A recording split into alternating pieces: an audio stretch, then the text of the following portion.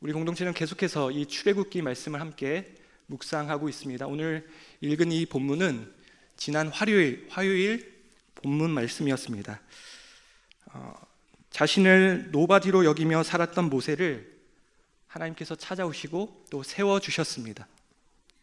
이스라엘의 해방자로, 구원자로 세워주셨습니다. 그리고 그는 그의 조력자 아론과 함께 드디어 바로 앞에 서고 이스라엘의 출애굽을 요구하게 됩니다. 출애굽기 5장 1절입니다. 우리 한 목소리로 읽겠습니다. 시작. 모세와 아론이 바로에게 가서 이르되 이스라엘의 하나님 여호와께서 이렇게 말씀하시기를 내 백성을 보내라. 그러면 그들이 광야에서 내 앞에 절기를 지킬 것이니라 하셨나이다. 드디어 모세가 바로 앞에서 이렇게 말합니다.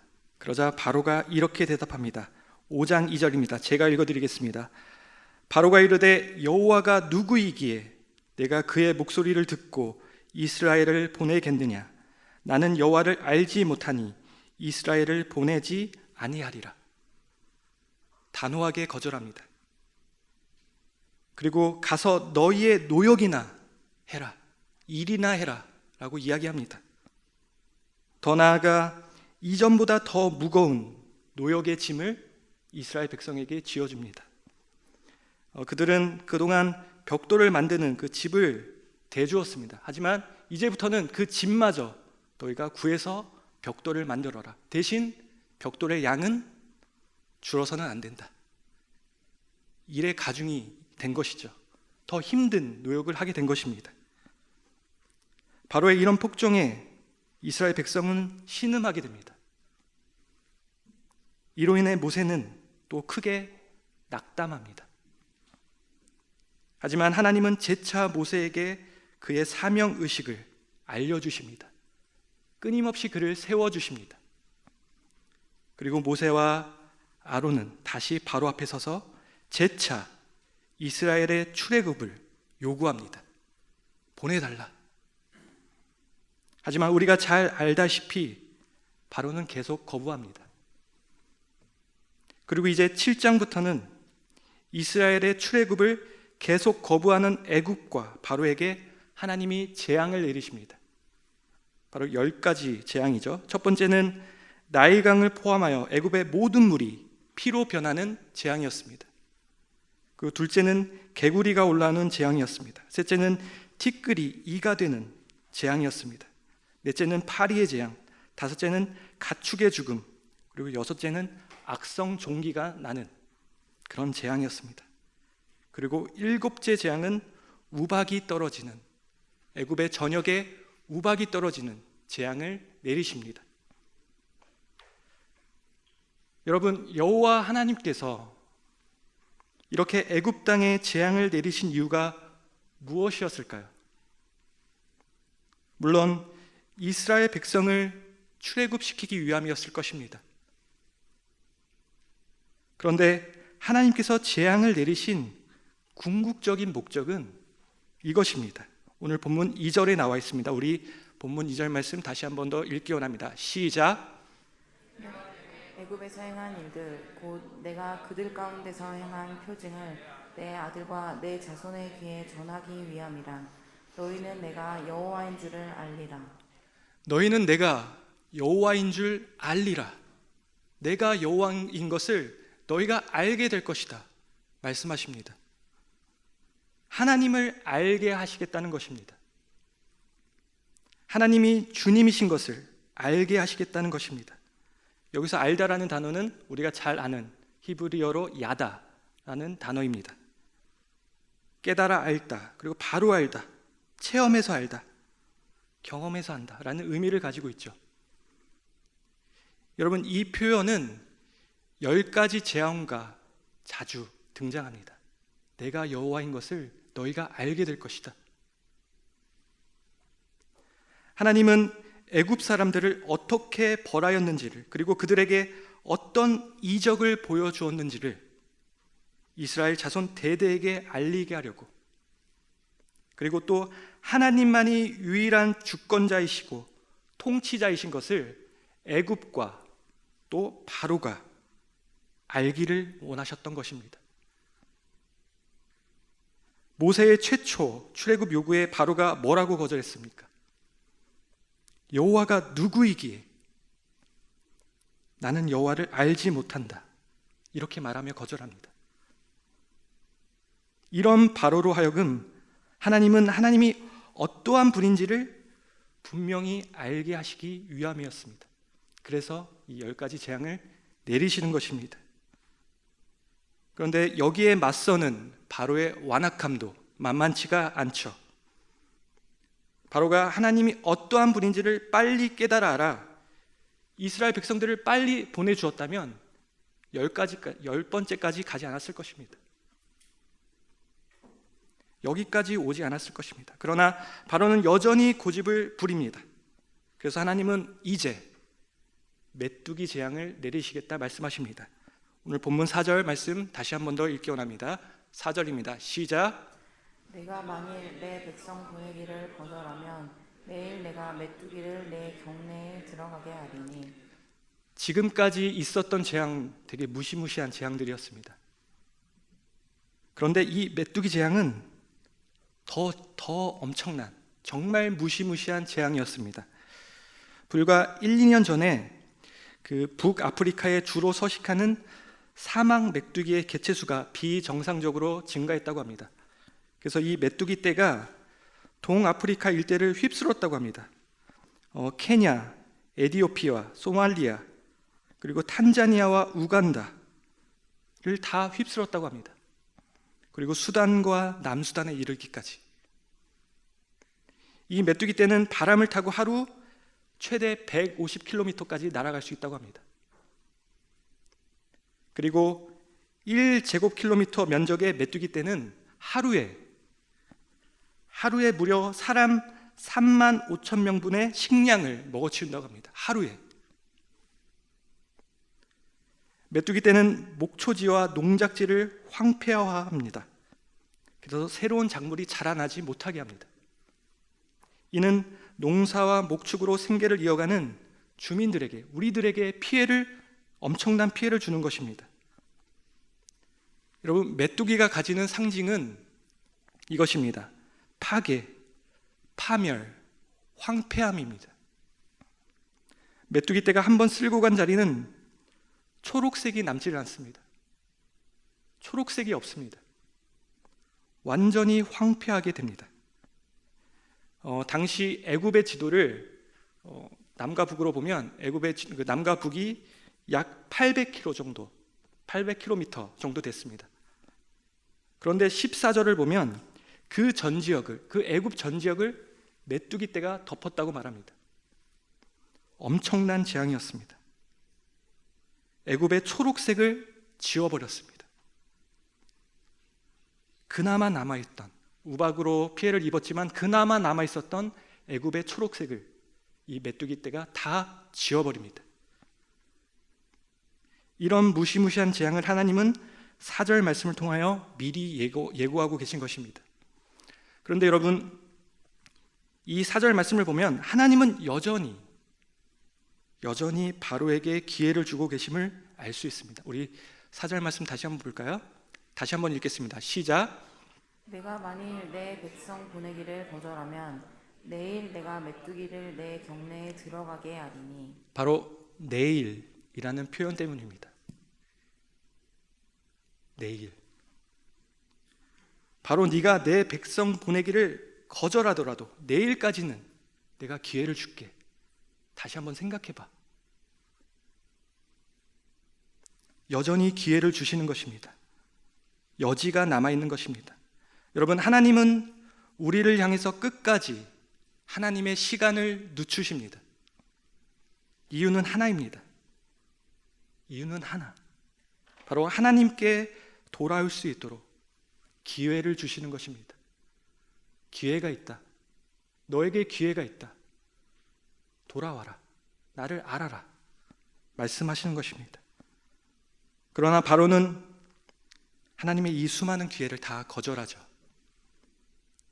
그만큼 그의 마음이 완악했다는 것을 보여주고 있습니다. 그가 어느 정도로 고집을 부리며 완악했는지 그의 신하들은 이미 깨달아 안 것을 그는 미처 알지 못했습니다. 그것이 무엇이었을까요? 우리 7절 말씀 한 목소리 읽겠습니다. 시작. 바로의 신하들이 그에게 말하되 어느 때까지 이 사람이 우리의 함정이 되리이까? 그 사람들을 보내어 그들의 하나님 여호와를 섬기게 하소서. 왕은 아직도 애굽이 망한 줄을 알지 못하시나이까 하고. 애굽의 신하들은 이미 알고 있었는데 정작 애굽의 왕 바로는 그의 마음이 완악하여 애굽이 이미 망한 것을 깨달아 알지 못했습니다.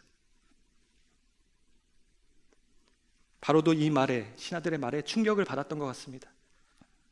그래서 모세와 아론을 다시 부릅니다. 그들을 부릅니다. 그럼 이때라도 하나님을 인정하고 이스라엘 백성들을 보내주면 되었습니다. 그런데 바로는 여전히 미련을 갖고 차선책, 타협안을 제시합니다. 우리 10절과 11절의 말씀 한 목소리 읽겠습니다. 시작. 바로가 그들에게 이르되 내가 너희와 어린아이들을 보내면 여호와가 너희와 함께함과 같으니라. 보라, 그것이 너희에게는 나쁜 것이니라. 그렇게 하지 말고 너희 장정만 가서 여호와를 섬기라. 이것이 너희가 구하는 바니라. 이에 그들이 바로 앞에서 쫓겨나니라. 바로는 말합니다. 그래, 가라. 가는데 아이들은 놓고 가라 말합니다. 가도 돼. 근데 애들은 놓고 가. 왜 그랬을까요? 바로는 노동력이 완전히 빠져나가는 것에 대한 미련이 아직도 남아 있었던 것입니다. 아이들을 남겨놓고 가야 그 부모의 마음에 아이를 향한 걱정에 떠나지를 못하고 혹 떠나더라도 그 아이 때문에 다시 돌아올 수밖에 없는 그 장치를 걸어놓은 것입니다. 그 아이 때문에. 사랑하는 여러분, 우리의 인생에는 하나님 앞에서 올인하는 인생과 늘 타협하고 최선이 아닌 차선책을 내놓는 인생이 있습니다. 바로가 이 후자의 모습을 드러내고 있는 것입니다. 이 차선책을 가진다는 말은 여러분, 아직도 여전히 인생의 방식 가운데 자신의 꾀가, 논리가, 힘이 작용하고 있다는 것입니다. 이 차선책의 모습을, 삶의 모습을 보여주는 구약의 인물이 있죠. 바로 야곱입니다. 야곱. 형 에서를 다시 만나러 가는 길입니다. 야복강을 그 사이에 두고 자기의 가족을 몇 대 이렇게 나눕니다. 한 번에 보내지 않고 나누어서 보냅니다. 왜 그랬을까요? 먼저 보낸 가족, 그 무리가 뭔가 사고가 나면 나머지는 도망가기 위함이었습니다. 나누어서 보냅니다. 꾀를 내는 거죠. 보낸 것이 털리면 남은 것은 가지고 어떻게 하고 이렇게 꾀를 냅니다. 여러분, 야곱의 인생은 어떻게 보면 하나님께 올인한 적이 없고 하나님께 전적으로 맡긴 적이 없고 늘 차선책을 가진 인생이었습니다. 인생을 살아감에 있어 하나님의 어떠하심이 아닌 자신의 꾀로, 속임수로 살았던 인생이었습니다. 지금 바로 역시 이런 모습을 보여주고 있는 것입니다. 그렇게 하지 말고, 자, 들어봐. 그렇게 하지 말고 그냥 너희 장정만 가서 여호와를 섬겨. 그럼 되잖아. 너희만 가. 바로가 지금 이스라엘 백성을 보내겠다고 마음을 다잡은 것은 하나님을 바로 알고 또 온전한 뉘우침에서 나온 것이 아니었습니다. 당장 앞에 놓인 그 위기를 모면하기 위해서 차선책으로 타협안을 제시하고 있는 것입니다. 만약 모세와 이스라엘 백성들이 바로의 이러한 제안에 타협하고 수락했다면 그들의 몸은 애굽을 쉽게 나올 수 있었지만 그들의 여전히 남아있는 그 자녀들 때문에 그들의 마음은 여전히 애굽에 있었을 것입니다. 그래서 여전히 애굽을 뒤돌아봤을 것입니다. 마음이 나뉘어지는 것이죠. 두 마음을 갖고 있는 것입니다. 두 마음으로는 하나님을 온전히 섬길 수 없다는 것을 모세는 알았기에 바로의 제안을 단호히 거부합니다. 오늘날 사단은 동일하게 우리에게 타협을 요구합니다. 지금 당장의 상황이 여의치 않으면 하나님께 최선이 아니라 차선을 드려도 된다 말합니다. 지금 그렇게 해도 다 이해해 주실 것이다 유혹합니다. 여러분, 오늘이 다음 세대의 주일입니다. 이 자리에 있는 저와 여러분도 다음 세대에 해당할 것입니다. 이 다음 세대의 미래는 부모 세대에 달려있다 해도 과언이 아닐 것입니다. 그런데 여러분도 미래에 다 부모 세대가 될 텐데요, 사단은 다음 세대를 하나님의 자녀들답게 잘 양육해야 하는 부모 세대들에게 요즘 이렇게 유혹합니다. 그리고 이 유혹에 실제로 많은 교회 안에 있는 많은 부모님들이 이런 생각을 갖고 계신다고 합니다. 지금은 부모인 당신들만 교회 잘 다니고 하나님 잘 믿으면 됩니다. 여러분의 기도가 자녀에게 흘러갈 것입니다.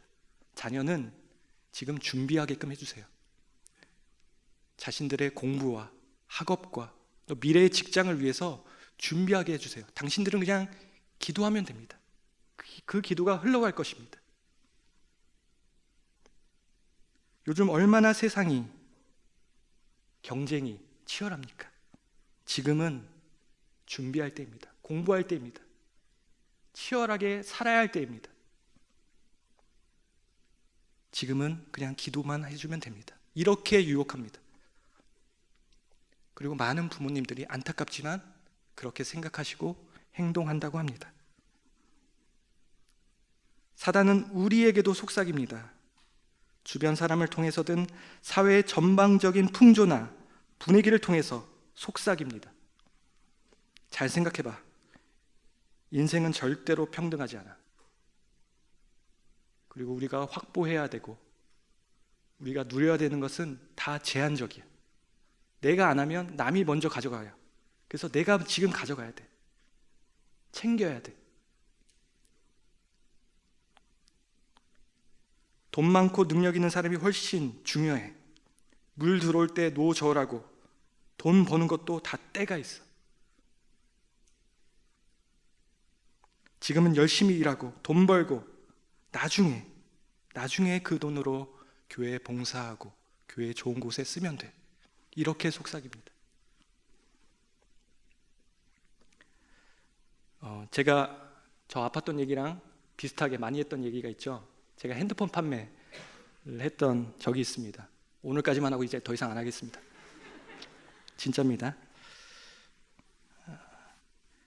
제가 군대를 전역하고 판매 영업을 했습니다.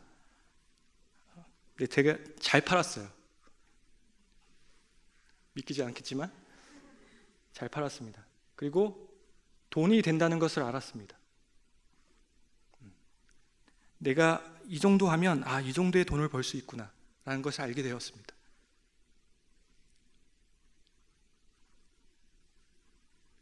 그리고 좀 고민이 되는 게 있었습니다. 뭐냐면 이 판매직에서 점점 이제 경력을 쌓다 보면 그 대리점 그리고 점장이 될 수 있고 그러면 더 돈을 많이 벌 수 있었습니다. 그래서 주변에서 이야기합니다. 잠깐 휴학하고 대리점 잠깐 나와서 영업점 잠깐 나와서 일해 왔다 갔다 하면 돼요. 그리고 실제로 저희 학교 선배, 지금도 하는지는 모르겠지만 선배분이 그렇게 영업점을 하고 있었습니다. 그래서 고민이 많이 됐습니다. 할까 말까. 근데 이미 하는 걸로 이미 저는 생각을 하고 있었던 것 같아요. 그러면서 자연스럽게 제 마음이 나뉘어지는 것을 알 수 있었습니다. 나뉘어졌습니다. 예배팀 간사님이 계시지만 당시 저도 예배팀이었는데 예배팀 연습도 안 가고 토요일날 제자훈련 한다는데 제자훈련도 빠지고 제가 그랬습니다. 그렇다고 여러분도 그렇게 하시면 제가 마음이 그런데 어느 날 제가 새벽 예배 나가서 이제 그래도 새벽 예배는 나갔던 것 같아요. 기도를 하는데 하나님께서 이런 음성을 들려주셨습니다. 진규야, 내가 너를 정말 정말 정말 사랑한다. 내가 너를 얼마나 사랑하냐면 내 아들을 너한테 줄 만큼, 보내줄 만큼 내가 너를 사랑한다. 너 그거 아니? 그런데 지금 너는 어디를 바라보고 있니? 내가 너무 안타깝다. 이런 주님의 음성이 들렸습니다. 그래서 포기했습니다. 휴학도 안 하고 물론 계속 일은 했지만 이때를 기점으로 제가 좀 정신을 차렸던 것 같습니다. 사단이 내 안에 유혹하고 있구나. 내 마음을 나뉘고 있구나. 여러분, 사단은 우리에게 하나님과 다른 것들을 동시에 섬기라고 유혹합니다. 할 수 있다고 말합니다. 가능하다고 말합니다. 동시에. 그리고 많은 그리스도인들이 이러한 유혹에 넘어지고 또 쓰러집니다. 그런데 그 이유가 무엇일까요? 궁극적으로 두려움 때문입니다. 두렵기 때문에. 지금 그렇게 하지 않으면 놓칠 것 같고 손해볼 것 같고 눈에 보이는 것이 크기 때문입니다.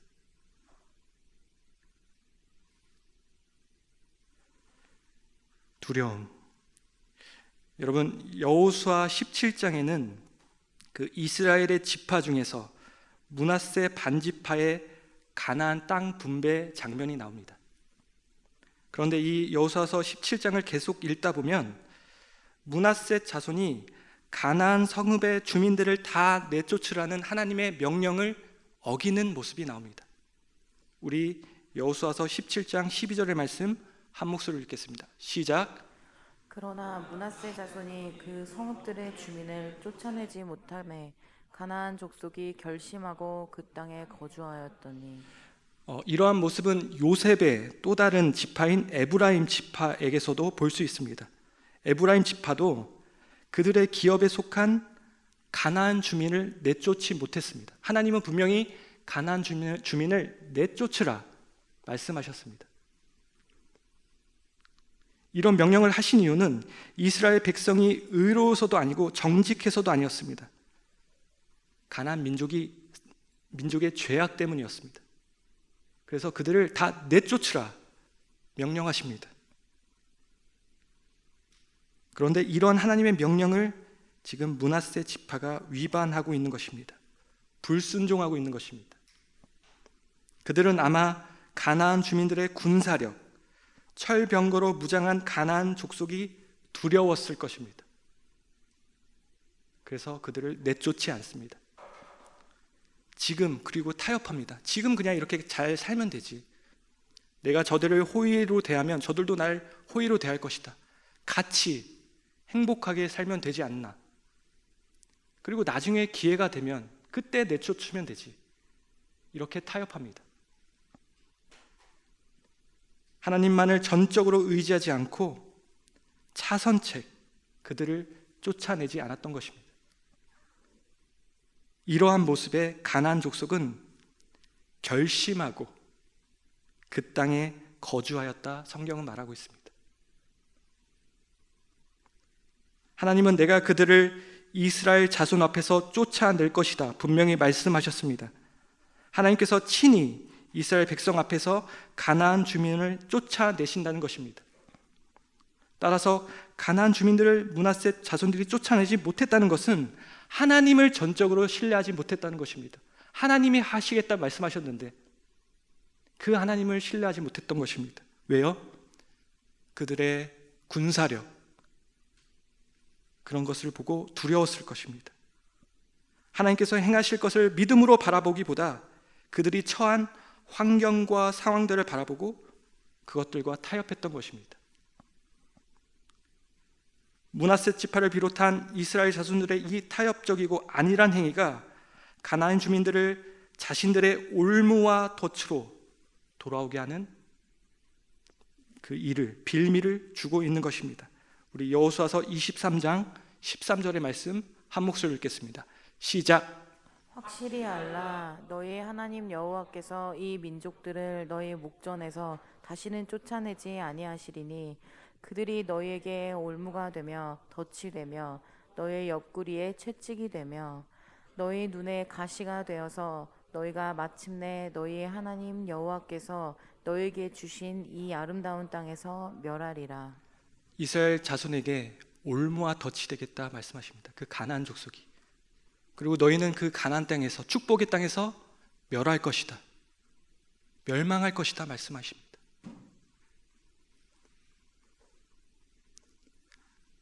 사랑하는 여러분, 오늘 이것을 꼭 기억하시기 바랍니다.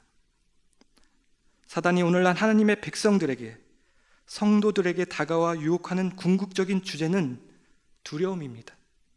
그래서 하나님을 섬김에 있어서, 하나님을 온전히 의지하는 것에 있어서 우리의 가장 소중한 것을 내려놓지 못하게 합니다. 하나님의 하나님 되심 앞에, 하나님의 그 크신 어떠함에 지금 나의 어떠함을 내려놓을 수 없게끔 우리를 유혹합니다.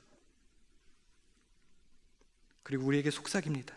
하나님께 100% 최선의 모습으로 그거 욕심이야. 또 그거 욕심이야. 그렇게 할 수 없어. 우리는 연약해. 너희는 연약해. 하나님께 100%? 그건 말도 안 되는 소리야. 이렇게 속삭입니다. 그리고 나중에 그렇게 하면 돼. 지금 당장은 좀 누려. 지금 당장은 좀 잘 살면 돼. 그렇게 속삭입니다. 그리고 실제 우리는 흔들립니다. 나의 스펙과 나의 직장, 물질, 내가 중요하게 생각하는 나의 어떠함을 내려놓고 하나님만 의지하고 나아가기보다 당장 내가 처한 상황과 환경에 타협하며 살아가는 모습이 우리의 모습입니다. 미래에 대한 불안감과 내가 가진 소중한 것을 잃어버릴 때 오는 허무감, 이러한 두려움 때문에 그 사단의 유혹 앞에 우리는 흔들리고 또 때로는 넘어집니다. 그렇다면 오늘 모세는 이 사단의 타협과 이 유혹을 어떻게 이길 수 있었을까요? 그 답을 히브리서 11장 27절이 말해주고 있습니다. 우리 한 목소리로 읽겠습니다. 시작. 믿음으로 애굽을 떠나 왕의 노함을 무서워하지 아니하고 곧 보이지 아니하는 자를 보는 것 같이 하여 참았으며. 그렇습니다. 모세는 보이는 위협적인 바로보다 보이지는 않지만 여전히 그와 함께 하시는 하나님만을 바라보며 나아갔습니다. 하나님만을 바라보며 나아갔습니다. 모세도 어찌 바로가 두렵지 않았을까요? 그러나 모세는 눈에 보이는 바로보다 눈에 보이지 않는 하나님을 바라보았습니다. 보이지 아니하는 하나님을 보는 것 같이, 실제로 보는 것 같이 행동했습니다. 그래서 이제 바로는 더 이상 모세에게 두려운 존재가 되지 못했습니다. 그가 가장 소중하게 여겼던 것, 계속해서 하나님 앞에 내려놓지 못했던 것, 그의 생명을 마침내 하나님 앞에 맡겨놓고 그는 이제 당당하게 바로 앞에 나아갈 수 있었던 것입니다. 하나님께 집중하고 하나님께만 시선을 드렸던 것입니다. 사랑하는 여러분, 우리의 인생 가운데 오는 두려움, 내 미래를 위해서, 내 소망을 위해서, 내 자신을 위해서 아둥바둥하며 붙잡고 있는 인생의 중요한 무언가가 지금 여러분에게 무엇입니까? 하나님을 믿지만 그래도 이것만은 제가 하나님 앞에 내려놓지 못하겠습니다. 이것마저 하나님 앞에 내려놓으면 저는 지금 당장 뭘 보고 어디에 희망을 두고 살아야 됩니까? 무슨 낙으로 남은 인생을 살아야 합니까? 이렇게 물질과 재산을 붙잡고 내 지혜와 능력을 붙잡고 내 자존심을 붙잡고 하나님 앞에 하소연하고 있지는 않으십니까? 하나님과 이것들 사이에서 갈팡질팡하고 있지는 않으십니까? 그리고 상황이 여의치 않아서 하나님을 최선으로 대하기보다 지금 당장은 차선으로, 죄송한 표현이지만 하나님, 저 그래도 이렇게 예배 드립니다,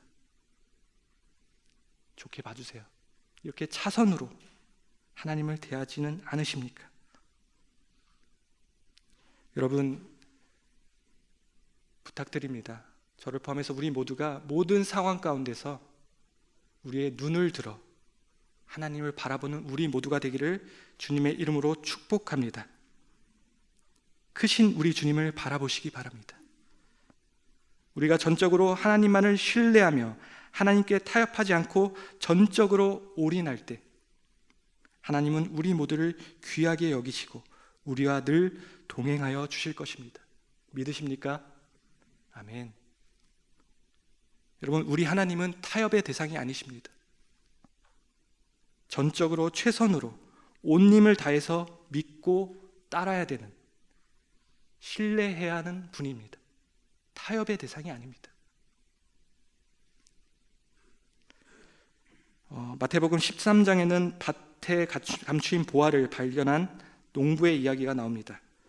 밭에서 보화를 발견한 사람은 그 보화를 얻기 위해서 자신의 모든 재산을 팔아 그 밭을 구입하고 그 보화를 얻었습니다.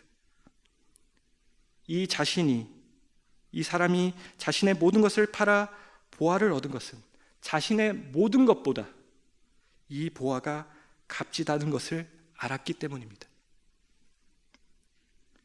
우리의 눈에 보이는 모든 것보다 값지고 더 귀한 분이 바로 우리 주 하나님이십니다.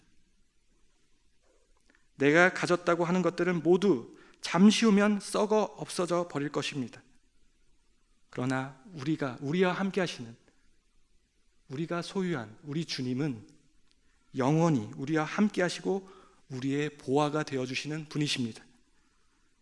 영원하신 하나님만이 우리의 모든 것이 되고 우리의 생명이 되고 또 우리의 소망이 되는 것입니다. 그 주님께 늘 차선이 아닌 최선의 모습으로 서 있는 우리 모두가 되기를 주님의 이름으로 축복합니다.